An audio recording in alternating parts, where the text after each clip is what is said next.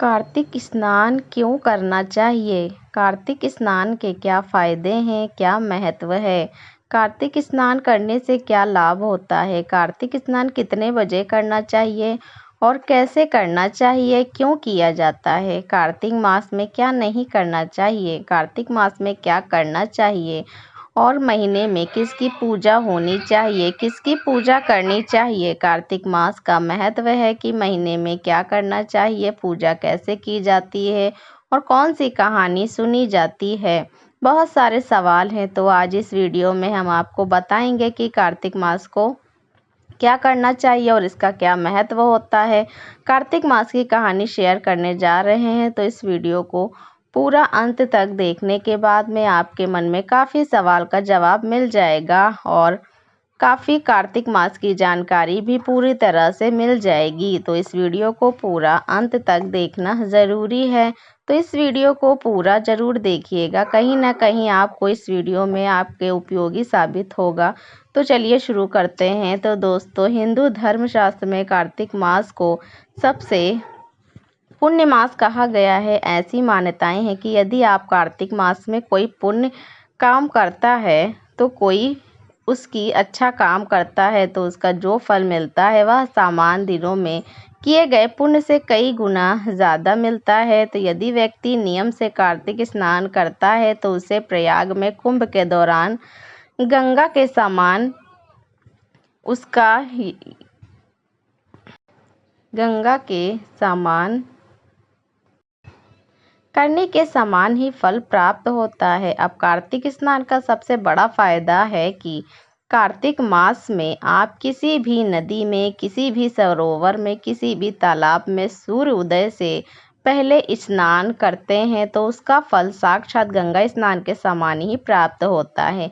अब एक प्रश्न यह आता है कि कार्तिक स्नान कब से शुरू होता है, कब से शुरू करना चाहिए? तो सुनिए, कार्तिक स्नान की शुरुआत शरद पूर्णिमा से हो जाती है। तो आप शरद पूर्णिमा से कार्तिक स्नान शुरू कीजिए, इसका समापन कार्तिक पूर्णिमा में पूर्ण कीजिए, यानी कि कार्तिक पूर्णिमा के दिन इसका समापन होता है यह स्नान। अब एक प्रश्न यह है कि कार्तिक स्नान कैसे किया जाता है, कैसे करें? तो चलिए इसे भी जान लेते हैं। इसके अनुसार कार्तिक उत्पन्न करने वाले व्यक्ति को शरद पूर्णिमा से कार्तिक स्नान शुरू कर देना चाहिए और पूरे कार्तिक मास में उसे सूर्य उदय से पूर्व उठकर अपने घर के आसपास के किसी नदी में, किसी तालाब में, किसी सरोवर में स्नान करना चाहिए। यदि आपके घर के आसपास कोई पवित्र सरोवर नहीं है, तालाब नहीं है, कोई नदी नहीं है, तो आप जो भी है उसमें आप स्नान कर सकते हैं।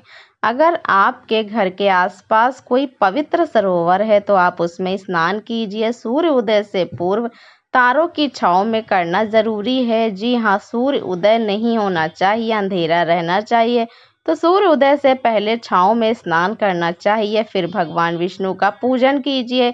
भगवान विष्णु की असीम कृपा प्राप्त होती है और ऐसे व्यक्ति के लिए मोक्ष के दरवाजे खुलते हैं। पुराण की एक कथा के अनुसार सत्यभामा को भगवान श्री कृष्ण की पत्नी बनने का सौभाग्य जो है वह कार्तिक स्नान और पूजा के पुण्य प्रताप से ही प्राप्त हुआ था। तो अब स्नान करने को कार्तिक स्नान कहा जाता है।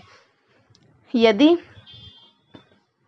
सरोवर में या तालाब में स्नान पवित्र नहीं है, आपके घर के आसपास कोई साफ सुथरा नदी या तालाब है तो उसमें भी स्नान कर सकते हैं। अब क्या करें यदि हमारे घर के आसपास में कोई नदी है ही नहीं, कोई सरोवर है ही नहीं, कोई तालाब है ही नहीं, तो फिर क्या करें? देखिए, इसके एक उपाय है। आप घर पर ही तारों की छांव में यानी खुले आकाश तले कार्तिक स्नान कर सकते हैं। लेकिन नहाने के लिए जो पानी आप कम लगे वह भूमिगत जल होना चाहिए और तुरंत निकाला हुआ होना चाहिए, यानी कि ज़मीन से निकाला हुआ जल होना चाहिए। अब जिसके उसे तो कोई प्रॉब्लम होगी नहीं, लेकिन जिनके घर में बोरिंग नहीं वह थोड़ा सा मेहनत करिए, हैंडपम्प जाके भी आप नहा सकते हैं क्योंकि वो खुले आकाश तले ही होता है।